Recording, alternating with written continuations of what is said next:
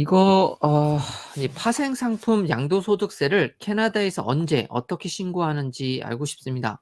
국내에선 작년 21년분 수익의 11%를 지방세 포함해서 2022년 5월에 납부. 저거 좀 이상하네요. 2022년 5월은 아직 되지 않았는데 이제 앞으로 하실 거라는 납부할 거죠? 예정인가 보죠, 뭐. 예. 캐나다에선 해당 세율이 소득 크기에 상관없이 15%라고 어디서 봤던 것 같습니다. 2022년도 수입분은 한국에서 22%가 되는 걸로 알고 있습니다. 그래서 캐나다에선 신고만 하면 되는 걸로 알고 있는데 어떻게 이 부분은 맞나요? 근데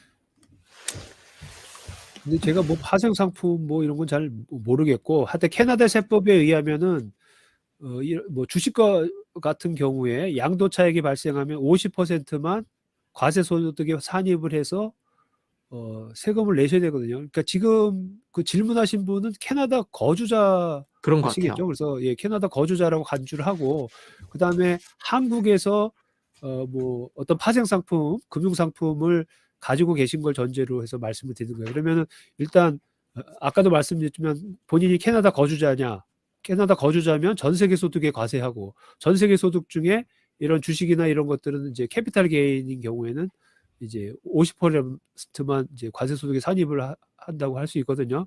그렇게 되면 이제 결국 캐나다 소득세는 이제 소득 규모에 따른 누진세율 구조니까 이제 그거에 따라 이제 과세가 되고, 어떤 경우에는 아까도 말씀드린 것처럼 50%만 이제 과세 소득으로 합산을 하니까 한국에서 계산한 세금보다 뭐 작을 수도 있고 뭐 많을 수도 있겠죠. 어쨌든 그러면 한국에서 낸 세금은 이제 공제가 되고 뭐 이렇게 계산이 되는데, 지금 말씀하신 분이 15%라고 하는 거는 요거는 약간 거꾸로 된 개념 같아요. 그래서 만약에 이분이 비거주자, 캐나다의 비거주자고 캐나다 쪽에서 어떠한 그 이자 소득이나 배당 소득이 되면은 비거주자한테는 세금 신고가 안 될 수 있기 때문에, 안 할 수 있기 때문에 이자나 배당 같은 경우, 또 임대소득의 경우에는 원천징수라는 게 있어요. 그래서 그 소득을 주는 사람이 세금을 떼고 줘요, 미리.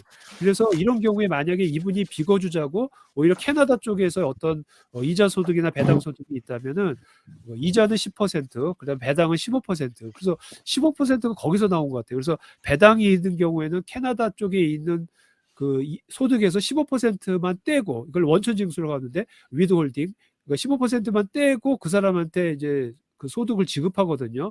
그거는 이제 이게 반대 방향이죠. 비거주자이고 캐나다에서 소득이 생기는 경우. 근데 지금 문의하신 거는 캐나다의 거주자이면서 한국에서 발생한 소득이니까 전체에 대해서 다 과세가 되는 거죠. 신고를 해서 이제 그렇게 네, 이해하셔야 돼요. 그래서 맞습니다. 다 신고하셔야 되는 거죠, 원칙적으로. 예.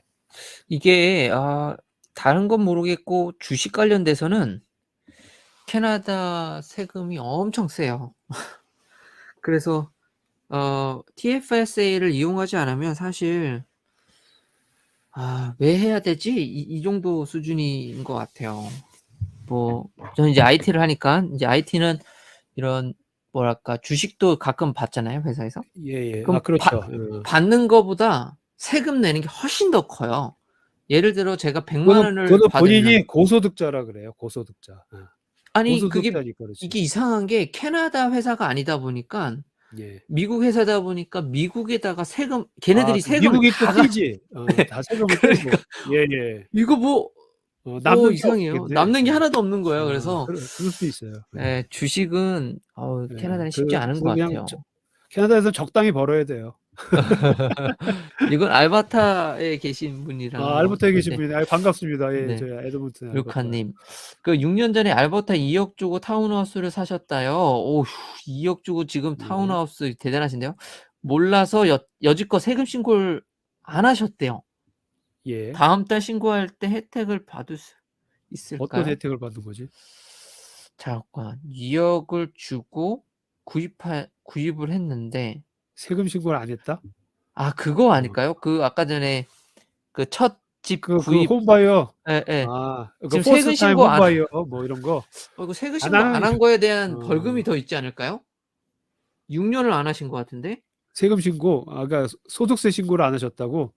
예. 그러면 그거부터 집을 빨리 산 것도 하셔야죠. 예. 집 산 것도 보고 안 하신 거 아닌가 모르겠네. 집 산 거는 보고할 건 없죠. 예. 그거 아, 집 처분할 판 게 때 보고고 아니구나. 아, 팔 때만 주의하시면 되고 산 거는 오케이. 상관이 없는데 중요한 거는 이제 소득세 신고를 안 하셨다면은 빨리 하시는 게 좋죠. 예. 10 년까지 뭐 그냥 할 수 있어요. 예. 그러니까 네. 뭐 아, 하셔야죠. 예. 원래 원칙적으로. 하셔야 될 것 예. 같아요. 그리고 렌트로 인한 인컴도 세금을 다달이 CRA에 내야 하나요? 어, 그거는 이제 다달이 내는 거는 고용주가 그 직원들의 그 급여를 줄 때 원천 징수를 하는 게 있거든요. 그걸 이제 뭐 한국에서도 이제 근로소득 원천 징수 하잖아요. 마찬가지로 여기서도 그 아까도 말씀드린 것처럼 세금하고 CPP-EI 이렇게 고용주가 이제 떼서 그 직원 부담분하고 그 고용주 부담분 합쳐가지고 이제 CR에 다달이 내는 게 있어요. 그걸 이제 원천 징수인데 렌트는 그럴 필요가 없고 1년에 한 번 세금 신고만 하시면 됩니다. 예. 오케이.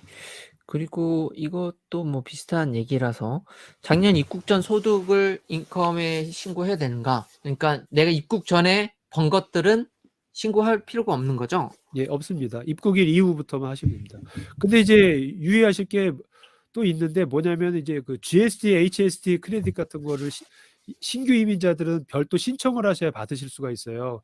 원래 여기 살고 계신 분들은 세금 신고만 하면 그 GST, HST 크레딧 자동 나오고 뭐 그 온타리오주 같은 경우에는 무슨 트릴리언 베네핏 뭐 이런 거 네. 나오듯이 신고하면 나오는데 그 GST 베네핏 또 이제 나중에 18개월 이후에 차일드 베네핏 이런 거 신청할 때는 그 신청하는 양식에 과거 소득에 대해서 3년치를 쓰도록 돼 있어요. 그거는 이제 세금 신고를 한다기보다는 어떤 정보를 알려주는 거죠. 예. 네. 그래서 3개년치 소득을 거기다 기재하게 돼 있으니까 그것만 이제 유념하시면 될 것 같아요. 예.